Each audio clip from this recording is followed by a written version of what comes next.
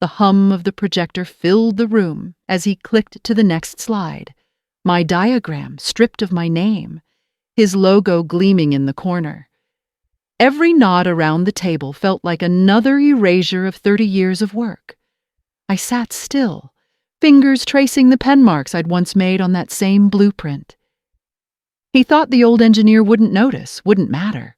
What he didn't know was that the patent paperwork was already filed, under a name he never thought to check. Before I continue my story, tell me, have you ever been dismissed for your age? Drop your city below. He slid the folder across the table like he was doing me a favor. Violet, the board's decided to sunset your position after this quarter. We're shifting to a more agile team. His voice was smooth, practiced, the kind used in investor calls, not for firing the woman who built the core of his company's technology. The blinds behind him threw clean stripes of sunlight across the conference room, slicing the table like prison bars. I sat perfectly still, hands flat, watching the young CEO lean back in his leather chair with that bright, hollow smile that never touched his eyes. Evan Brooks, 34, disruptor, prodigy, darling of the clean tech world. He spoke in buzzwords that sounded like poetry to people who didn't know physics. But I did. I had written the formulas that kept his generators from overloading. I had tested the control loops before he learned how to spell voltage. It's nothing personal, he added, glancing at the HR rep next to him, a woman who looked everywhere but at me. We just need fresh energy around here. Fresh energy. The words burned worse than any insult. I could feel the eyes of 2 interns outside the glass wall pretending not to stare. My throat tightened, but my voice came out steady. You mean younger energy? His smile flickered, just a crack. Don't make this harder than it has to be. I thought about the endless nights debugging his vision, the weekends lost, the fact that my notes, my handwritten schematics, were probably already sitting in his presentation folder. I rose slowly, the chair legs scraping the floor like metal on stone. You're right, I said. Let's not make it harder. I walked out, head high, past the interns who suddenly found their shoes fascinating. My badge clicked red at the elevator. Deactivated already. Efficient. By the time I stepped into the parking lot, my hands had stopped shaking. Beneath the anger, beneath the humiliation, something colder started forming, a calm, deliberate pulse. He thought he'd taken everything. He hadn't even realized what he'd left with me. The drive home was a blur of sun glare and static on the radio. I didn't remember the lights or the turns, just the way my hands gripped the wheel until my knuckles whitened. Every word he'd said replayed like an echo bouncing off concrete. Fresh energy, agile team, nothing personal. I had heard those phrases before. They were corporate code for disposable. When I reached my driveway, I didn't even go inside at first. I just sat in the car, engine idling, watching the wind push dust across the old mailbox with my name half faded. My house smelled faintly of cedar and coffee when I stepped inside, steady, unchanging. It didn't judge me for being 60 and unemployed. I hung my jacket, set my badge on the counter, and stared at it for a long time. That small plastic square, so ordinary, suddenly looked like the symbol of every sacrifice I'd made. Nights I skipped dinners, the years I stayed late fixing other people's mistakes, while younger managers presented my results as team breakthroughs. I wanted to smash it, but I didn't. I just slid it into the drawer beside the old blueprints my husband and I used to draft together before cancer took him. He'd always said, "They'll underestimate you, Vi. Let them. It makes your accuracy lethal." I smiled, barely. The quiet of the house felt heavier now, but it was the kind of quiet that sharpened thought. I made tea the way I always did, measured, patient, precise, and carried it to the small office at the back of the house. The walls were lined with prototypes, circuit models, old patents, reminders of the years I'd built things to last. On the desk sat a framed photo from the company's early days, me and 4 engineers standing beside the first working turbine prototype. Evan hadn't even joined yet. I traced the date written at the bottom. 2011, long before Auralis had funding, before lawyers drafted contracts full of clever traps. And suddenly, I remembered one document I'd written myself back when we still believed in handshakes and trust. A clause buried inside the early R&D registration papers. It wasn't flashy or loud, just a single line meant to protect creators from executive overreach. I hadn't thought about it in years, but now, sitting in that still room, I realized it might have been the smartest line I ever wrote. I woke up before sunrise the next morning, long before the city noise started, when the air was still and everything smelled faintly of rain. Old habits die hard. I brewed coffee, opened the blinds, and watched the streetlights fade one by one. It should have felt peaceful, but my chest still ached with that hollow mix of anger and disbelief. For the first time in 30 years, I had nowhere to be on a Monday morning. My calendar, once stacked with design reviews and safety audits, was empty. The world had moved on, just like that. I sat at the kitchen table, the early light falling across piles of notebooks filled with equations, ideas, and fragments of what I used to call purpose. I started flipping through them absent-mindedly, pages yellowed, edges curled, until I found the one marked Helion Concept Hybrid Stability. The handwriting was my own, dated years before Auralis existed. My pulse quickened.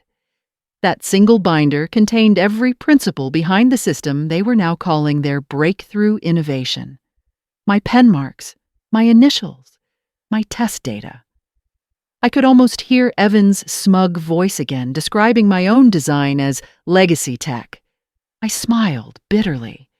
Legacy didn't mean obsolete, it meant built to endure.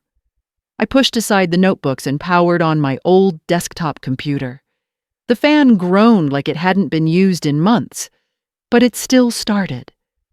I typed in my password, one I'd used since the early turbine projects, and opened the archive drive. There it was, folder after folder of time-stamped drafts, simulation videos, emails, and design memos, all dated years before Evan ever showed up. My finger hovered over the mouse for a moment as I felt a tremor of both relief and resolve. I had proof, quiet, organized, legal proof that the foundation of Helion had been mine. But proof wasn't enough. I needed wisdom. I wasn't the kind of person who blasted accusations online or ran crying to the press. I'd seen too many careers end in bitterness, so instead, I printed out the earliest blueprint, folded it neatly, and drove across town to see someone who understood both invention and betrayal.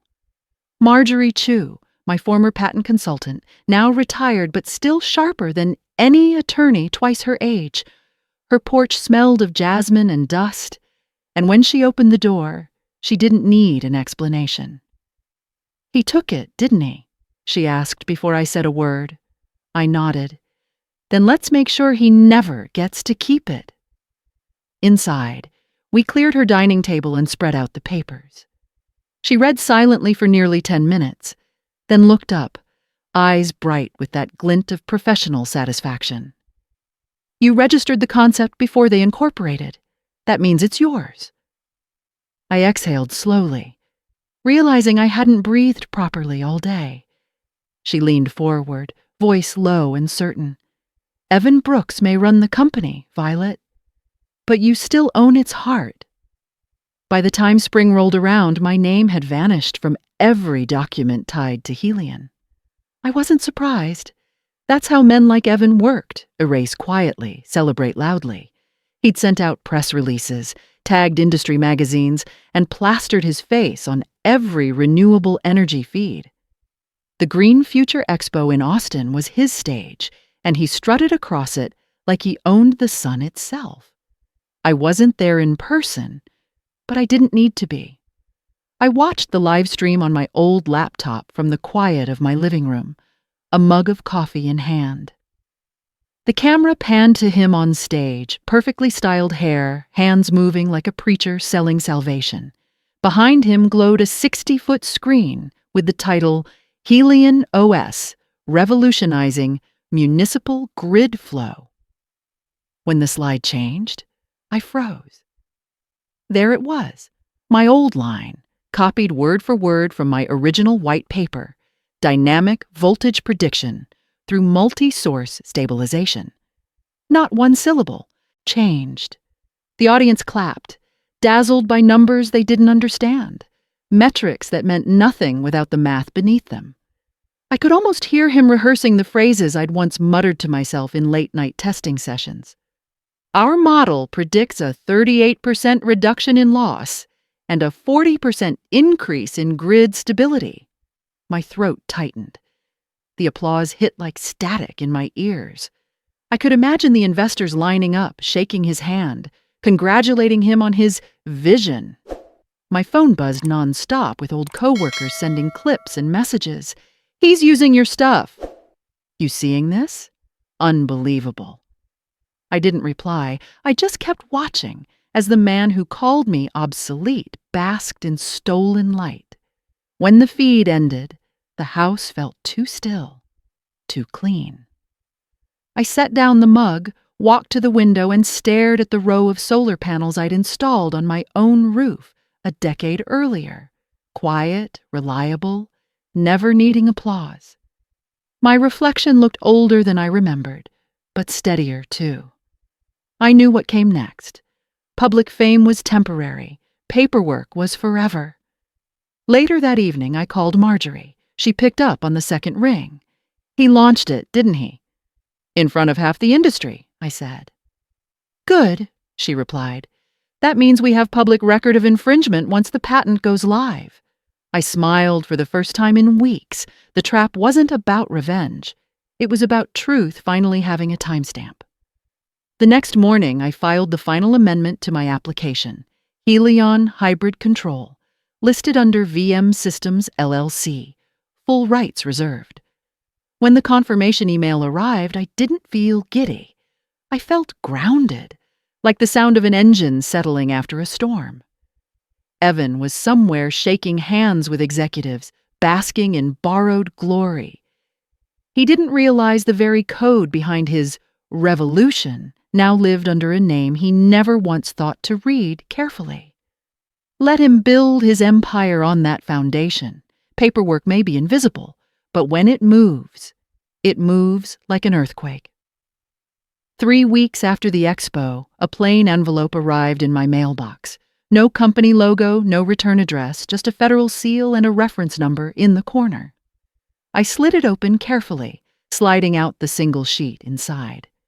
It was from the U.S. Patent and Trademark Office, confirmation of publication for patent number US 9742, Helion Hybrid Control System. My name sat cleanly beneath it, bold and undeniable, inventor, Violet Mercer.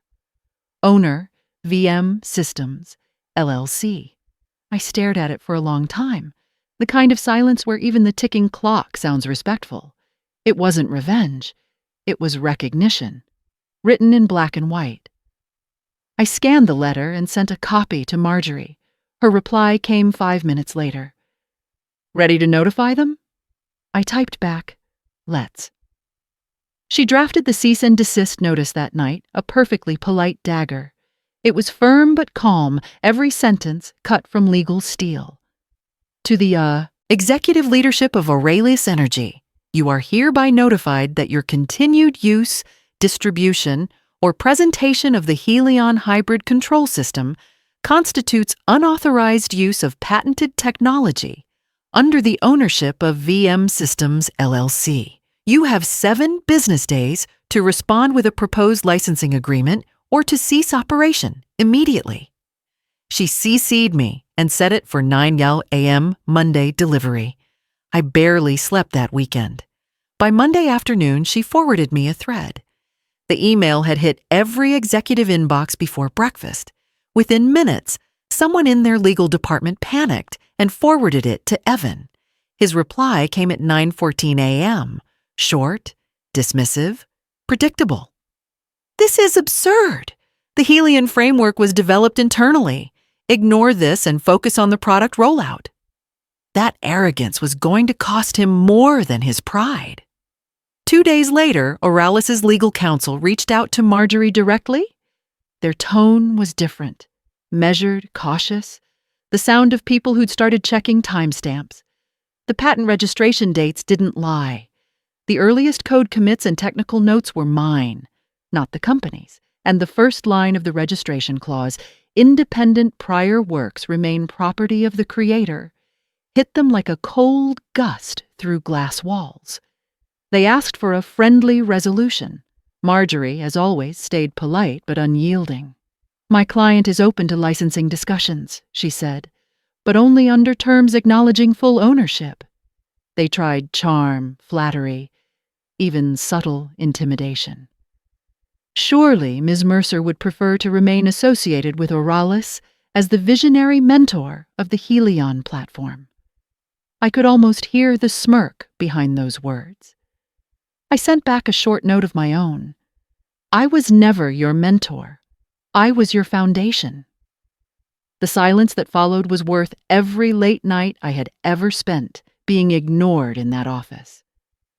By Friday, the first cracks appeared. Their supplier froze shipments until ownership was verified. 2 partners paused their funding tranches. A journalist on LinkedIn posted, "Patent confusion at Auralis? Sources suggest internal oversight." I didn't post anything. I didn't need to. My name was already in the patent database for anyone to see. Late that night, my phone rang. Evan's name flashed on the screen. I let it ring twice before answering. His voice was low, forced calm. "Violet, can we talk?" "We're talking," I said. "Look, I didn't know." "You didn't ask," I interrupted. "And now you don't own it." He inhaled sharply, exhaled like he was swallowing pride for the first time in his life. "We can make a deal." I glanced at the framed patent letter on my desk. "You already had your deal," I said quietly, "and you ended it when you called me obsolete." Then I hung up. By the time the sun rose on Tuesday, the rumor mill at Auralis was in full swing. Word of the patent dispute leaked faster than any press team could contain it. I didn't need to be inside their glass tower to feel the tremors. They spread like static across the industry. Suppliers delayed shipments, pending clarification of intellectual property. Investors started calling emergency meetings. Engineers whispered about the mysterious ownership conflict no one was supposed to mention. I imagined Evan striding through the office, jaw tight, his usual swagger replaced by that brittle kind of control men use when they know they're cornered. It started small, an internal memo from legal, a temporary pause on further distribution of Helion modules. Then the system updates stopped rolling out. The press requests slowed. Their social media accounts went silent. The company that had boasted about unstoppable innovation suddenly looked paralyzed. From the outside, it seemed like technical delays, but inside, I knew the truth. They couldn't legally touch the software without my signature. The same signature Evan had mocked as old-school bureaucracy was now the key that could restart his entire business. I didn't celebrate.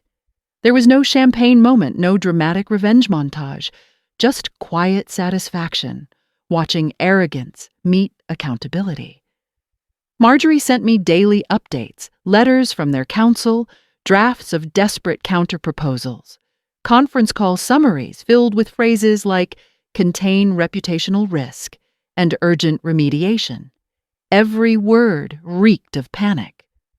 By Friday, the Department of Energy placed their pilot project under review. That phrase, to anyone who's worked in government contracts, might as well mean death. Stockholders began demanding explanations. Their PR manager posted a thinly veiled statement about temporary licensing realignment. It fooled no one.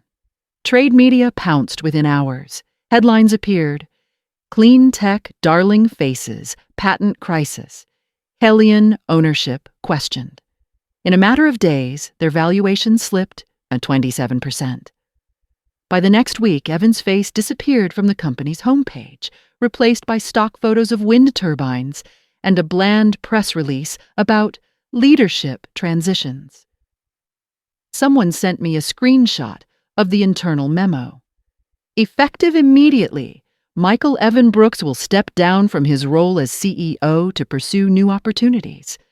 Polite corporate wording for "you're done here." I should have felt vindicated, but mostly I felt tired, like an old current finally grounding itself after years of being stretched too thin. Justice has a strange sound when it lands quietly. It doesn't roar. It hums. I thought back to the day he called me too old for innovation and realized he was half right. I wasn't built for speed anymore. I was built for endurance. My generation didn't chase trends. We built the platforms others stood on. And when those platforms cracked, we knew exactly where the weak points were. That weekend, I took a walk along the harbor where the first prototype turbines still turned slow and steady in the ocean wind. I watched their blades cut through the sunlight and thought about how no one remembers who designed the joints or welded the frames. But everything stands because someone once did the work right. Back home, I opened my laptop and saw one last email from Marjorie. The subject line was simple: "It's over." Inside, she'd pasted a link to a trade announcement: Auralis Energy's patent infringement settlement confirmed, with all rights to Helion hybrid control formally assigned to VM Systems, LLC. I leaned back, exhaled, and smiled without showing teeth. Not the smile of triumph, but of closure. Evan Brooks had spent millions trying to own the future. All it took to bring him down was one overlooked name on a forgotten piece of paper, and the woman he thought would fade quietly into retirement. The Monday after the settlement, I woke up before dawn again, out of habit more than need. For the first time in years, there were no deadlines, no review calls, no back-to-back meetings waiting for me. The air felt different, lighter, as if something invisible had finally unclenched. I poured coffee into my old chipped mug, the one with the faded engineering logo from my first job out of college, and sat by the window. The street was quiet except for the hum of the power lines outside, the same hum that had always calmed me more than any music. For 30 years, I'd built things for other people, companies, teams, CEOs, each one promising purpose and ending in politics. Now, for the first time, I wanted to build something that belonged entirely to me. Not revenge, not legacy, just something real. I cleared the dining table, stacked my scattered notebooks, and opened a fresh folder on my laptop titled VM Systems, Phase 2. The name looked solid on the screen. Simple, steady, mine. I began sketching the outlines of what a new consultancy might look like. Small-scale renewable systems, modular analytics, city-level optimization for local power grids, work that mattered. By mid-morning, I'd already forgotten to eat breakfast. I was in flow again, the kind of deep focus I hadn't felt since before Auralis turned corporate. Around noon, my phone buzzed, a number I didn't recognize. "Ms. Mercer," a voice asked, polite but cautious. "This is Daniel Ruiz from Gridworks Incorporated. We heard about your patent, your hybrid stabilization system. We're currently retooling our urban grid network in Sacramento and could use your expertise." I blinked, surprised by how natural it sounded. "You mean as a consultant?" I asked. "Exactly that," he said. "We're not looking for flashy names. We want people who understand systems that last." I smiled, realizing how rare that sentence was in this new world obsessed with launches and headlines. We agreed to meet that Thursday.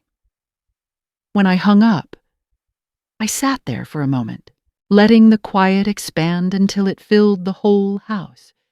For the first time in months, I felt something close to joy, but not the loud kind. This was the steady hum of purpose returning, the low voltage of meaning finding its way back into the circuit. Thursday came fast. I drove north to their Sacramento plant, a maze of cables, turbines, and control panels. The place smelled like steel and rain. The engineers who greeted me were younger, wide-eyed, respectful in the way people are when they know they're meeting someone who's seen failure and survived it. They walked me through their setup, showing me spreadsheets and flow maps, asking careful questions. I could tell instantly where the weak points were, places where they were relying too much on automation, not enough on intuition. I didn't lecture. I just showed them how to feel the rhythm of their system. Don't just trust the numbers, I said. Listen to the hum. If it's too clean, something's wrong. They laughed at first, but when I adjusted one of their calibration settings, the feedback stabilized. Their eyes widened. How did you? One began. Experience, I said simply, and a lot of mistakes. They laughed again, but this time with respect. I stayed the rest of the day, helping them fine-tune their monitoring model. By evening, when the lights dimmed across the plant and the turbines glowed softly against the twilight, I realized I hadn't thought about Evan once. He was part of an old equation, solved, archived, irrelevant. The future didn't belong to the loudest voice anymore. It belonged to those who still cared about balance. As I drove home, the freeway lights stretched ahead like a clean horizon. The world outside buzzed with noise, social feeds, news cycles, trending stories, but none of it touched me. The sound that mattered was quieter, steadier, truer. My work was still alive, running under every circuit I'd ever touched, and this time, no one could erase my name from it. 2 months later, I found myself standing in front of a classroom for the first time in decades. Gridworks had asked me to give a short talk to their junior engineers. Nothing formal, just a mentorship session. I almost said no. Talking about the past still carried too much weight. But when I walked into that small conference room and saw a dozen faces, curious, eager, unsure, I recognized something in their expressions. The same mixture of hope and exhaustion I'd once worn in my 20s, trying to prove myself in rooms that didn't want to see me. I placed my notes aside. You all know the theory, I began, so let's talk about what the textbooks leave out. The room went still. Every project fails twice, I said. Once when you ignore the warning signs, and again when you refuse to admit the first failure happened. A few smiled nervously, others scribbled. I told them about design fatigue, about how greed hides inside optimism, about how the best engineers don't chase brilliance. They protect integrity. I didn't mention Evan or the lawsuit or the headlines. I didn't have to. The lesson was bigger than one man. It was about knowing when to let arrogance collapse on its own. Innovation isn't about speed, I said. It's about endurance. The difference between a spark and a current is whether it lasts through the storm. They nodded, and I saw a few heads lift higher. After the session, a young woman stayed behind. She looked barely 30, hair tied back, eyes sharp. Ms. Mercer, she said softly, they told me you used to work with Helion systems. I read some of your older papers. The way you described flow harmonics. It changed how I see the grid. I blinked, caught off guard. No one had quoted my research in years. You're the first person who's ever said that, I replied. She smiled shyly. Then I'm glad I was the first. She thanked me, packed her notes, and left. I stood there for a long time, looking at the empty chairs, feeling something shift inside me, an old ache, replaced by quiet pride. Legacy wasn't about the patents or the recognition. It was about the people who would carry the lesson forward. As I walked out, the evening sun caught the edge of the turbines outside, each one humming with perfect balance. For the first time, I didn't feel like the last of something. I felt like the beginning of something that would outlast all of us. The season shifted before I realized how much time had passed. The settlement money sat untouched in the bank. I didn't need it. My true profit came in peace. Mornings became simple again. Coffee, notebook, open windows, the low hum of turbines in the distance, like an old friend breathing steadily. I'd set up a small workspace downtown, nothing fancy. Bare walls, a sturdy desk, and a single whiteboard where new ideas grew at their own pace. I didn't want to chase growth or recognition anymore. I wanted to build small systems that worked quietly, like me. Word spread slowly, but steadily. Cities from Portland to Tucson reached out, asking if I could consult on grid stability. One project at a time, I found a rhythm again, a softer kind of success that didn't depend on applause. In the evenings, I'd walk home past the lit storefronts and think about how little anyone truly understands the work that keeps their world running, the invisible threads of design, calculation, and endurance. That was all right. True builders don't need their names in neon. They just need their structures to stand. One night, I received an email from an unknown sender. No subject line, no signature, just a single line that read, "I was wrong. You built something I couldn't even see." The address belonged to Evan Brooks. I stared at the screen for a while before closing the laptop. There was nothing left to say. The world had already given him his lesson. I didn't need to. The next morning, I arrived early at my office. Sunlight poured through the east window, spilling over my workbench and catching the framed patent certificate hanging above it. I'd never hung it out of pride. I hung it as a reminder of silence, patience, and what happens when you protect what's yours with both strength and grace. I picked up a marker and wrote on the whiteboard, Phase 2, teach, build, preserve. It wasn't about proving myself anymore. It was about ensuring the next generation of engineers understood that respect isn't granted by position. It's earned by precision, by care, by time. The turbines outside turned slowly against the morning light, steady as ever. I smiled, took a sip of my coffee, and whispered to the quiet room, "That'll do, Violet. That'll do."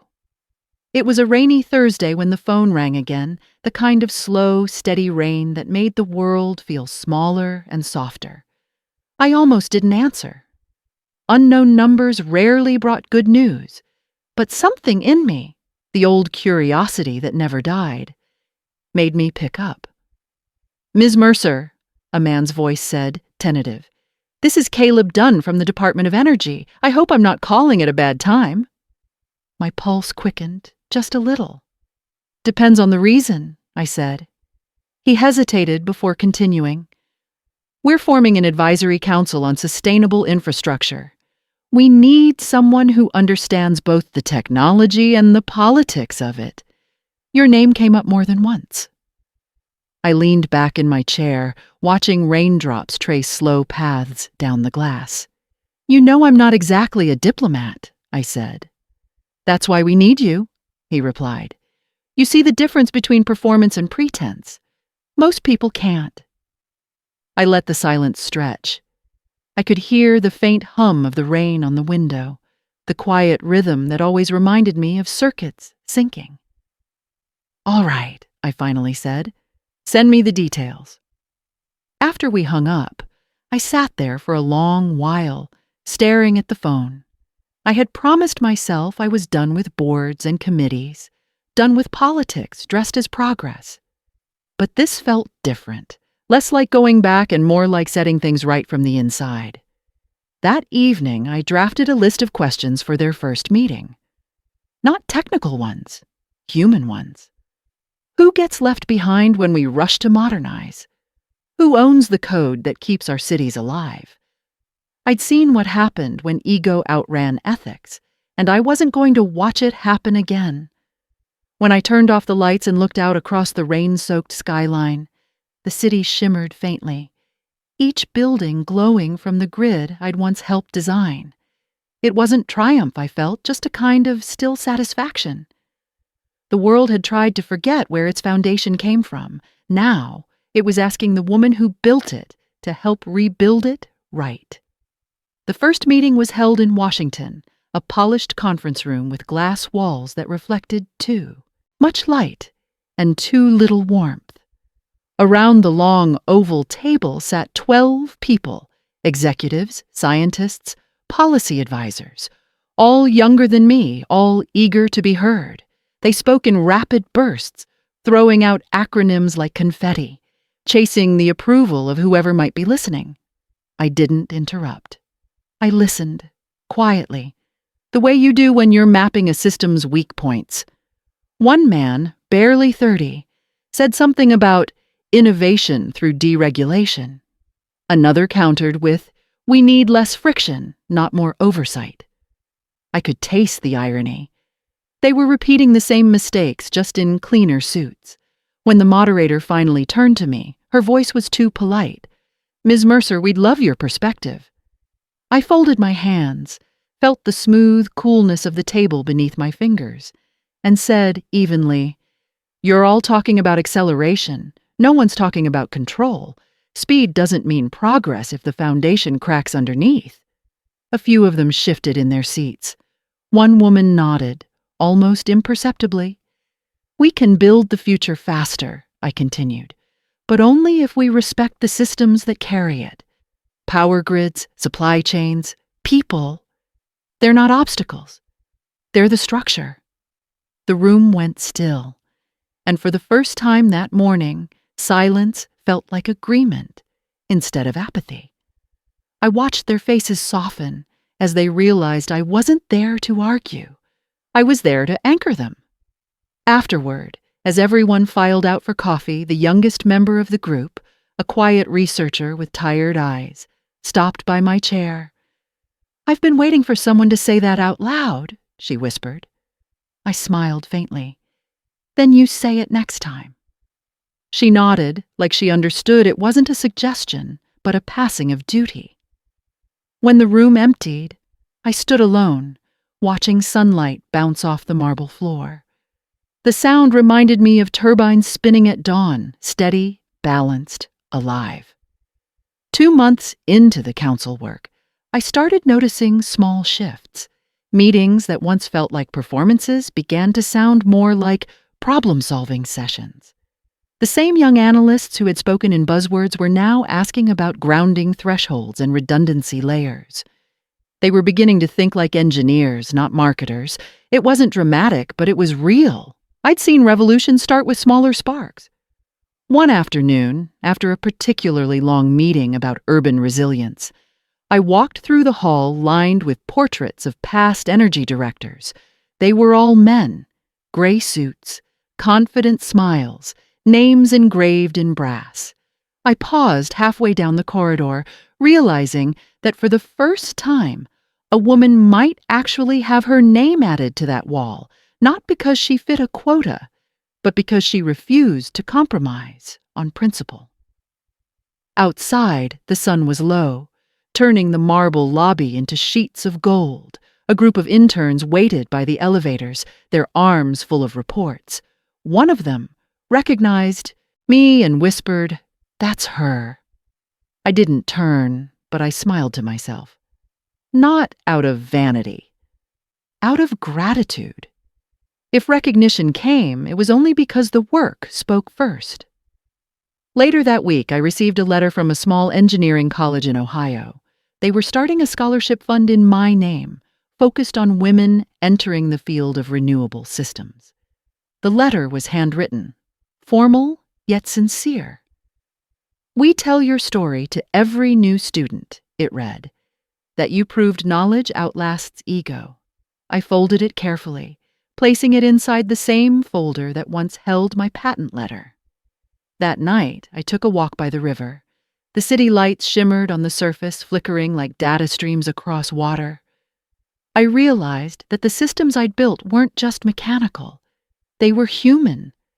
They carried stories, ambitions, flaws, and lessons.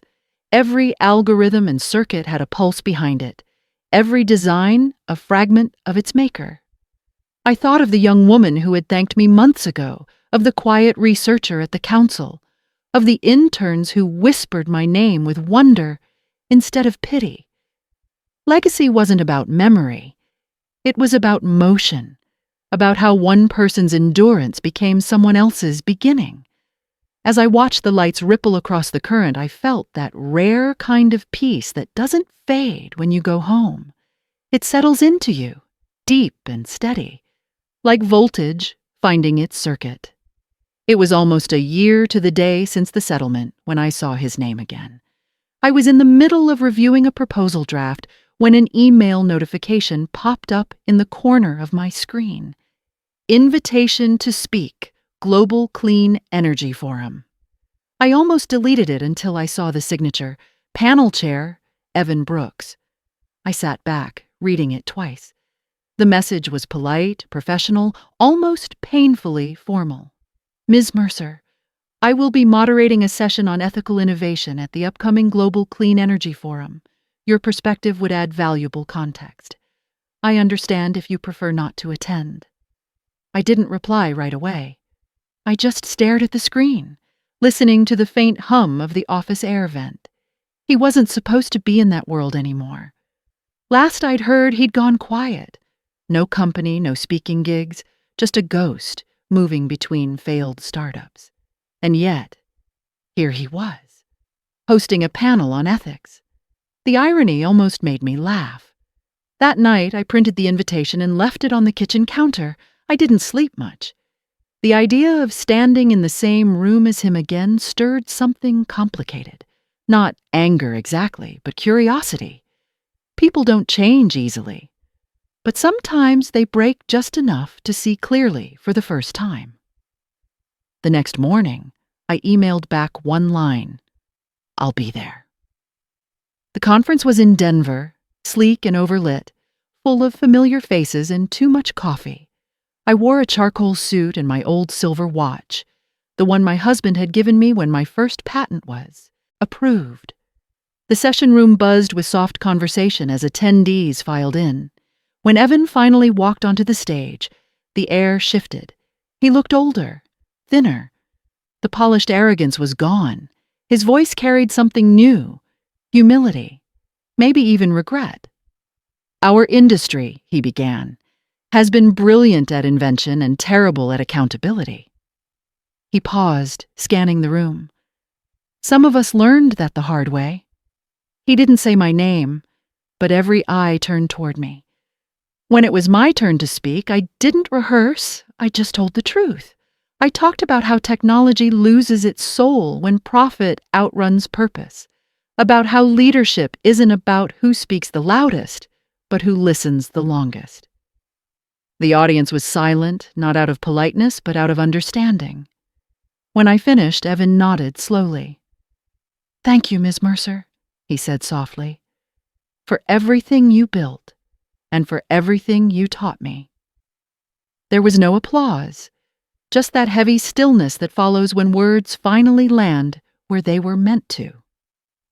After the panel, he approached me in the hallway. No cameras, no audience, just two people who once stood on opposite sides of the same design. "I don't expect forgiveness," he said. "Good," I replied.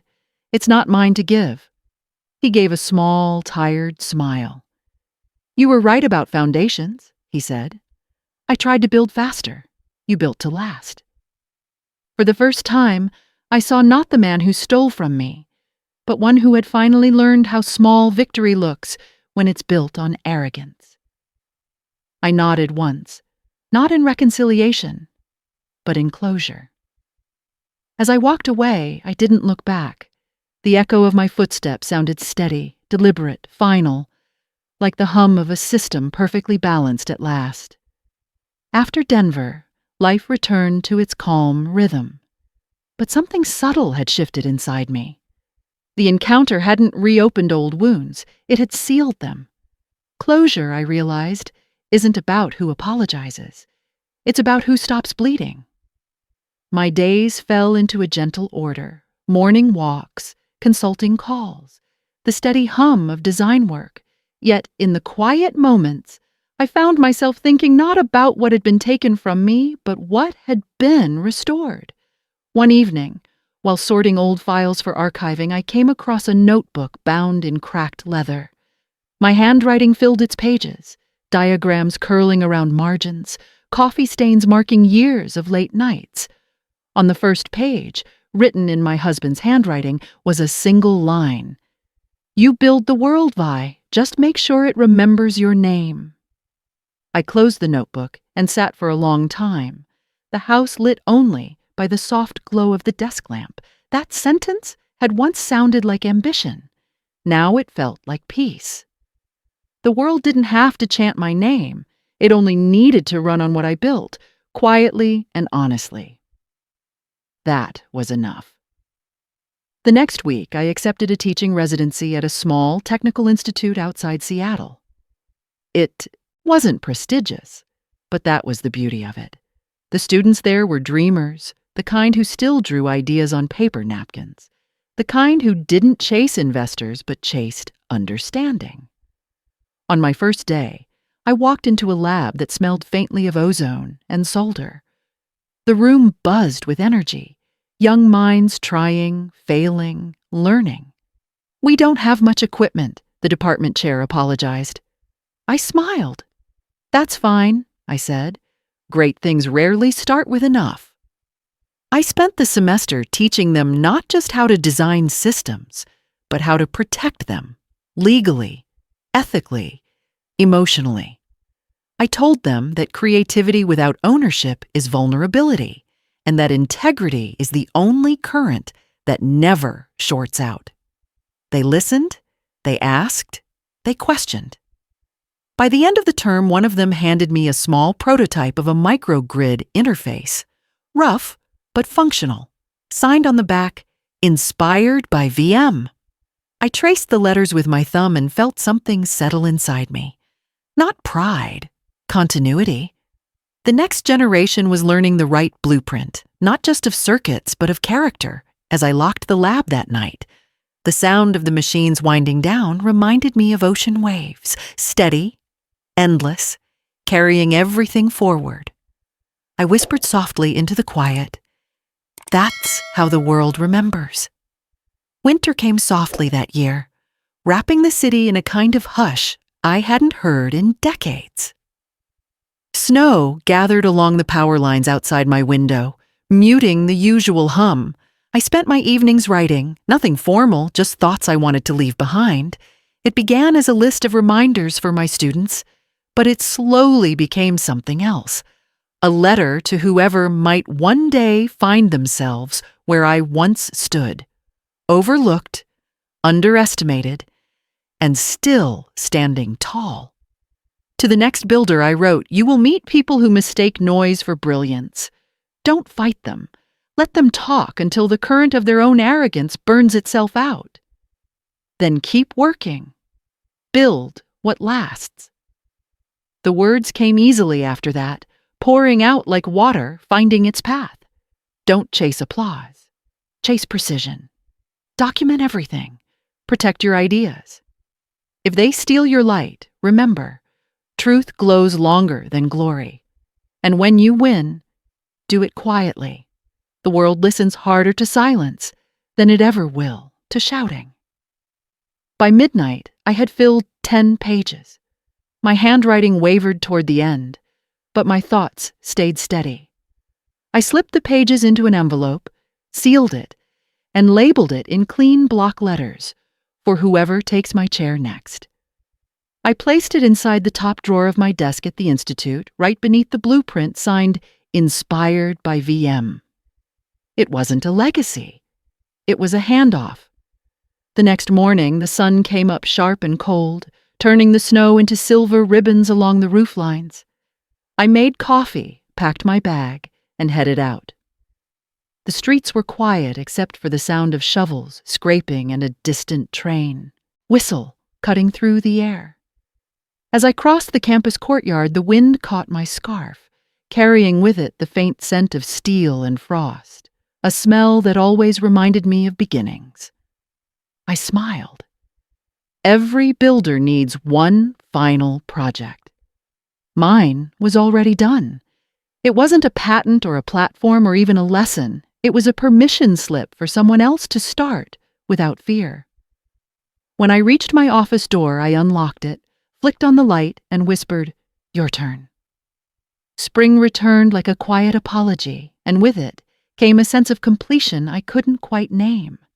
The snow melted from the roof, the turbines on the hill resumed their gentle spin, and the world seemed to hum again, softly, like a machine returning to balance. I spent my mornings walking the campus path that circled the engineering labs. Students passed with blueprints tucked under their arms, some waving shyly, others too focused to notice me. I didn't mind. The world was supposed to move forward. That was the point. One afternoon, I stopped by the new innovation lab the Institute had finished building over winter. My name wasn't on the door, and I preferred it that way. Inside, the hum of 3D printers blended with low voices. The walls were covered in sketches, formulae, and small notes pinned beside prototypes. One in particular caught my eye, a sticky note in neat handwriting.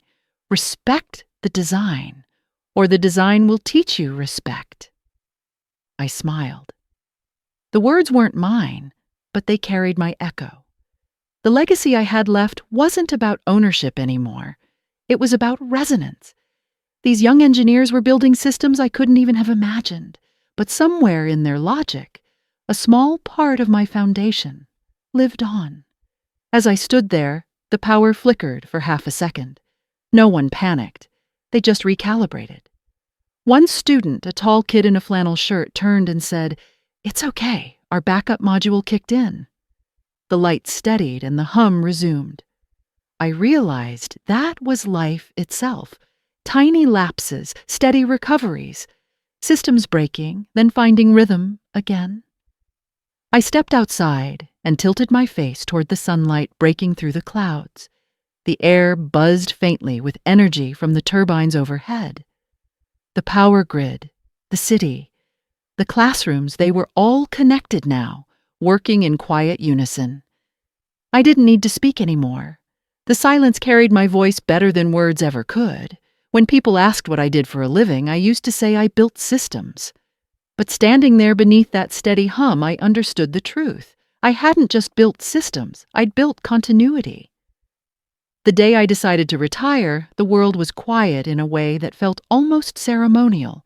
The Institute was closed for spring break, the hallways empty except for the faint buzz of lights that never shut off completely.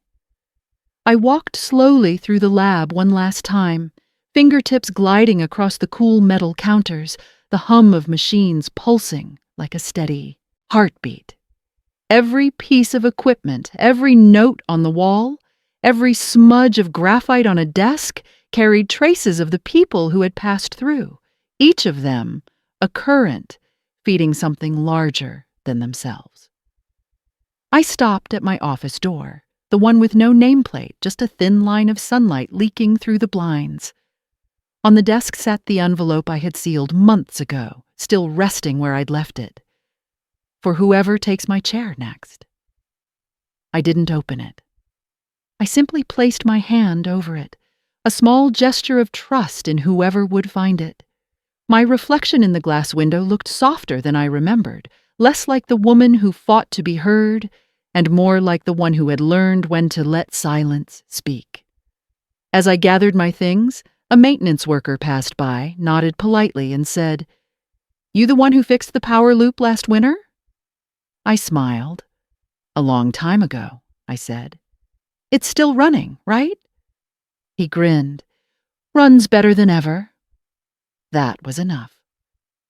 I walked outside into the afternoon light. The air carried that faint electric scent that always follows rain, alive and clean. In the distance, the turbines turned lazily, their shadows sweeping across the grass like long, gentle hands. I thought of everything those blades represented: motion, endurance, the invisible forces that kept the world steady. When I reached the edge of the parking lot, I turned back one last time.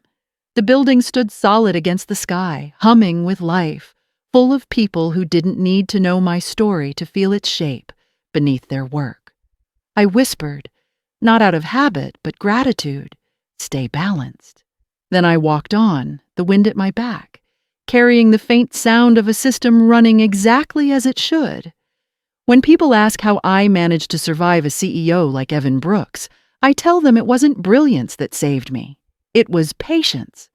Quiet work doesn't look powerful until the moment arrogance stumbles over it. I learned that silence, when paired with preparation, becomes armor. Evan thought noise equaled strength. He filled every room with slogans and spotlight, while I filled file folders and timestamps. In the end, his empire collapsed, not because I shouted louder, but because my documentation whispered longer. The truth is, every system, corporate or personal, runs on hidden currents. The loudest leaders may dominate the stage, but it's the meticulous builders beneath them who make sure the current keeps flowing. I used to resent being invisible. Now I understand invisibility is leverage when you know what to do with it. Here's what I learned about quiet power. Write everything down. Memory fades, but paper doesn't. A signed clause, a dated email, or a sketch can become a shield years later. Don't react, record. Anger wastes energy. Documentation converts it. Every insult, every change, every theft, note it calmly. Let the facts become your witness. Build systems that outlast people. When others rush to impress, build frameworks that can stand without applause. Longevity is the ultimate rebuttal to ego. Keep one door only you can open. A piece of code, a license, a method, something legally and ethically yours. Ownership isn't pride, it's protection. Evan's downfall wasn't cinematic, it was procedural. The system he tried to dominate obeyed the same quiet logic I had designed into it: respect the foundation or lose balance. There's something poetic about that symmetry. Watching arrogance crumble under the weight of overlooked detail. Hidden strength isn't glamorous. It's slow, methodical, and lonely sometimes. But when the lights go out, the quiet ones know exactly where the circuit breaker is. How to get started today. Create a proof folder for your work, physical or digital. Update it weekly. Practice restraint. When wronged, write before you react. Learn your company's IP and contract policies. Ignorance isn't humility. Protect your calm. It's your most strategic asset. You don't need a spotlight to hold power. You just need to know where the switch is. What's one quiet strength you've built that no one sees, but you know it's there?